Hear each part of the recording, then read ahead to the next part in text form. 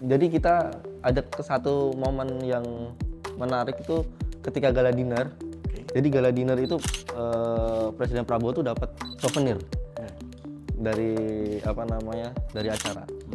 Nah, ketika si pemberi souvenir itu ngasih souvenirnya ke Presiden Prabowo, si pemberi souvenirnya itu cium tangan Erdogan. Tapi dia nggak mencium tangan Presiden Prabowo gitu. Jadi Erdogan tuh nyuruh yang orang bikin souvenir itu ulangin, cium tangan lagi. Jadi jadi sampai sedekat itu dia.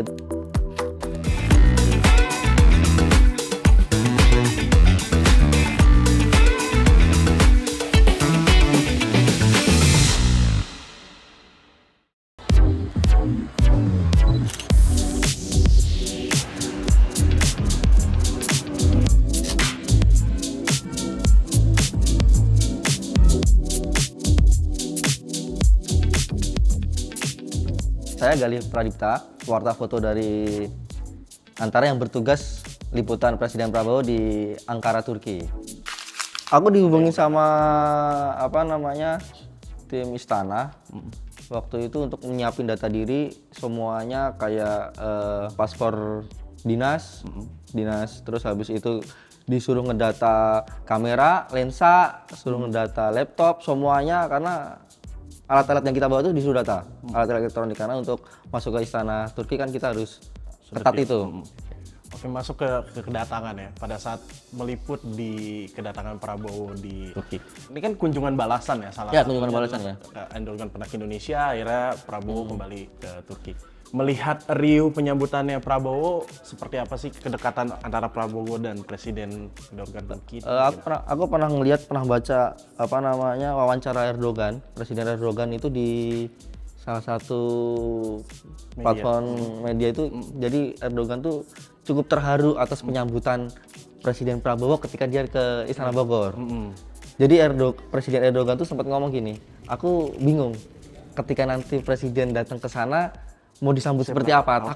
Takut wah ini kayak kurang banget nih sambutannya. Tapi ketika kita di sana ternyata kunjungan balasan ini disambut dengan cukup meriah. Jadi H-1 itu semua TV digital di pinggir jalan itu semua menayangkan selamat datang Presiden Prabowo.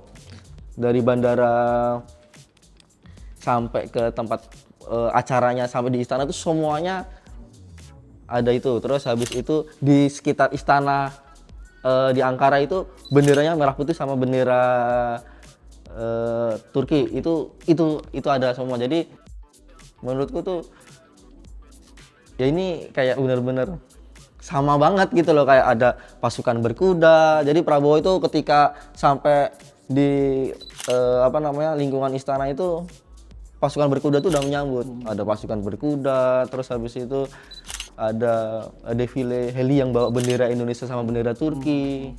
Beberapa kali kalau dilihat tuh kayak Presiden Erdogan sama Presiden Prabowo itu kayak kakak adik gitu. Jadi beberapa kali kalau aku beberapa kali foto tuh pernah dapetin foto dia pelukan, dia ngobrol deket kayak adik sama kakak ngobrol gitu, kayak ketemu gitu, udah lama gak ketemu, semesra itu.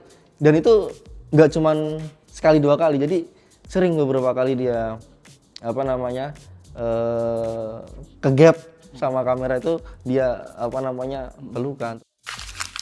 Kalau tantangannya sendiri boleh diceritain nggak ketika melakukan peliputan kunjungan presiden ke luar negeri itu bagaimana sih dari mata pewarta foto? Tantangannya itu kita mah dari media lain, karena kan kalau media-media dari Indonesia itu kan kayaknya badannya kan posturnya pendek-pendek ya. Kalah jauh sama wartawan dari luar, jadi tinggi-tinggi. Jadi mereka itu udah tinggi, dan gitu posisinya tuh nggak mau ngalah. Kita jadi gimana caranya biar ngambil gambarnya bisa luas, bisa nyempil-nyempil, bisa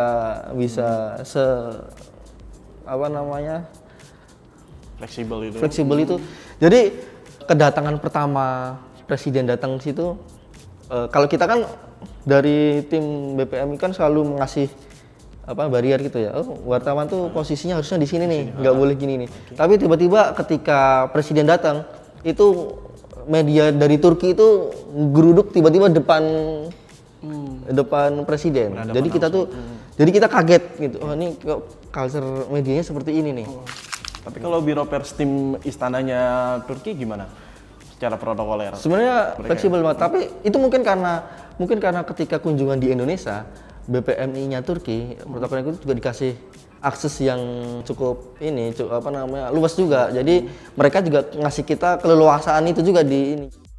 Terus ngomongin visual salju itu emang udah terbayang nggak di kepala akan ngambil visual kayak gitu atau? Iya, karena kita tuh dari jam 4 pagi salju udah turun. Oke.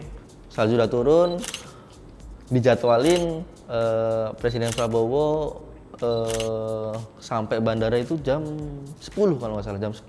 Jadi kita jam 9 itu harus udah OTW ke bandara dari hotel. Nah, ternyata Presiden Prabowo itu sebelum meninggalkan hotel, dia mau salam-salaman dan foto bareng sama WNI yang ada di Turki. Jadi itu boleh diceritain dong, ada momen unik nggak pas bertemu dengan WNI Prabowo? Karena kayaknya pasti setiap negara kayaknya menyempatkan itu ya. Kalau di Turki ada momen unik nggak apa bertemu dengan WNI itu?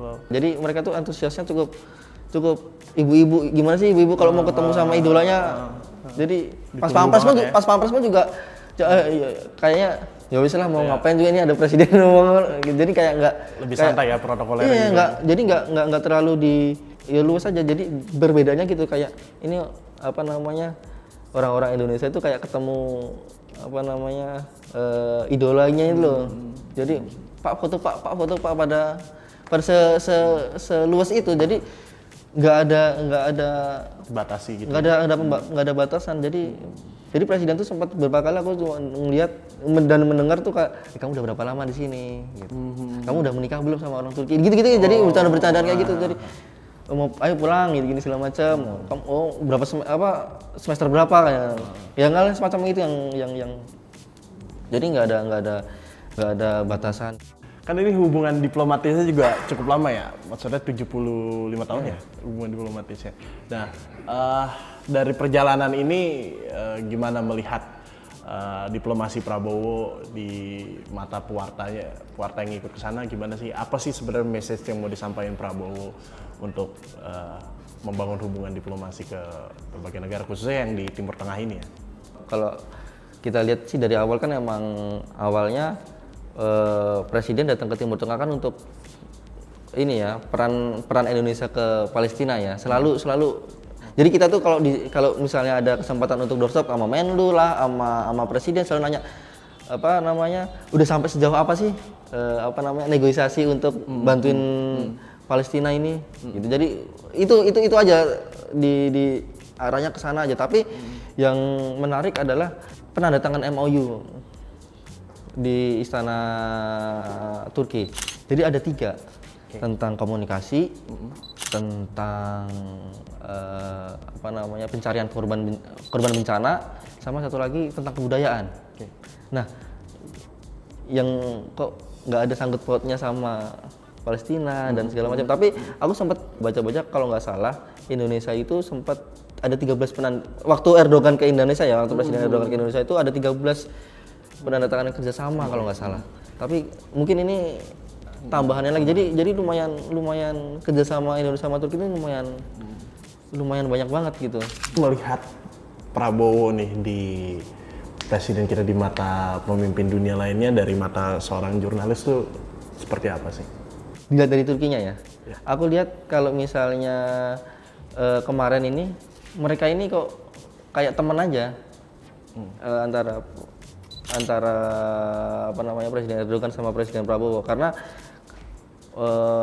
nggak semua pimpinan negara itu bisa ngobrol di parlemen, itu yang pertama. Terus nggak semua pimpinan negara itu disambut dengan sambutan yang begitu meriah di Turki. Jadi ini kayak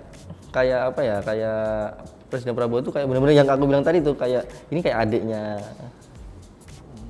Presiden Erdogan nih, kok jadi kayak ya ini kayak sedekat itu ya. Iya sedekat itu. Jadi datang pelukan lah, terus habis itu kayak teman deket lah.